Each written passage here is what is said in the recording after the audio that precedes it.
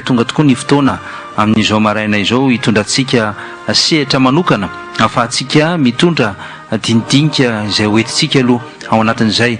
Omaly moa zany dia tena andro nanjombona ho an'ny firenena, indrindra fa ho an'ireo ray aman-dreny namono zanany, ho an'ireo rehetra izay nanana ny maty teny amin'ny lalan'ny digy. Omaly maraimbe ary ny omaly takariva ihany koa teny Ambomlemaka teny mahitsy teny no nitrangana izany. Izany rehetrarehetra izay dia vokatry ny loza-pifamoivoizana, ny loza nateraka ny tsy fitandrema amin'ny mpamily taxi be. Mangatakitsika ho an'ny tompon'andraikitra amin'ity androany ity mba ho saziana mafy ny taxi be amin'ny fandehanana mafy tsy fitandremana.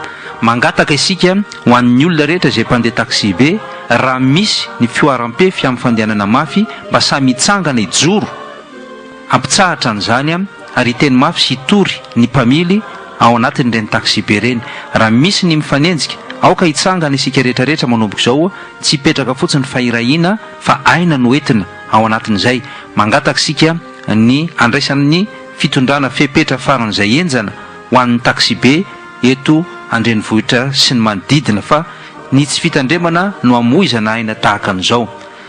Teny amin'ny route digue Omaly maraina ny fandehanana mafy nataon'ity fiara taxi be izay mampitoy Antananarivo sy Ambohidratrimo. Avy hatrany dia nisongona fiara tsy voasongony dia nifatratra tany amin'ny hafa dia ny maty ny olona, maty tsy tradrano.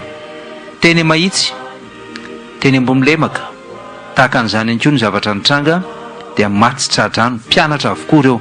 Fa eto koa isika dia manaitra ny sainy ny tompon'andraikitra ny amin'ny hoe aiza ho aiza marina ny tena fifezan'ny sekoly ho an'ireny ankizy hoentina mandehandeha ireny. Misy fepetra ve apetraka ao anatin'ireny fiara fitateran'ireny sa tena business fotsiny no atao? Fa inona foana ty hoe voyage d'étude ity? Tsy misy fiafarany fa tena fitadiavam-bola tsy misy tahaka an'izany ny ataon'ny sekoly eto amintsika.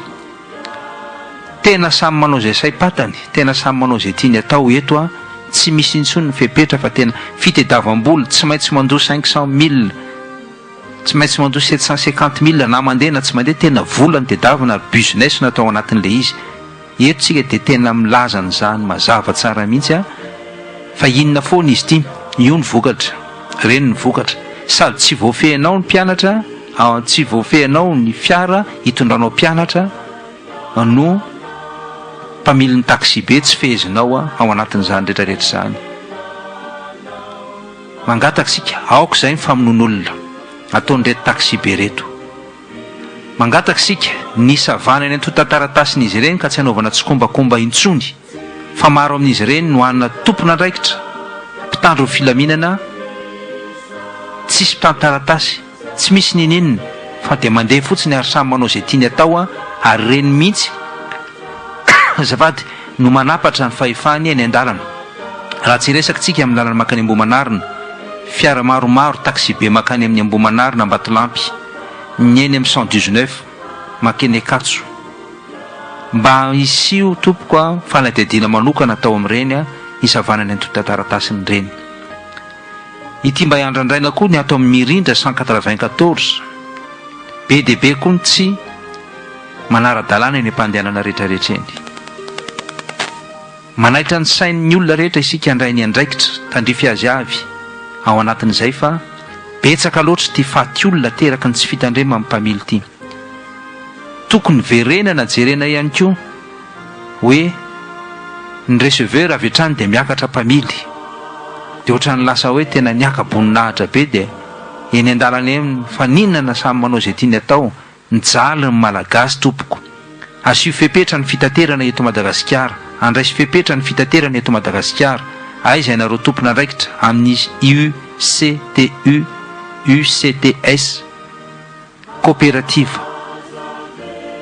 Fa inona izao ataonareo mamon'olona tsisy fiafarany izao?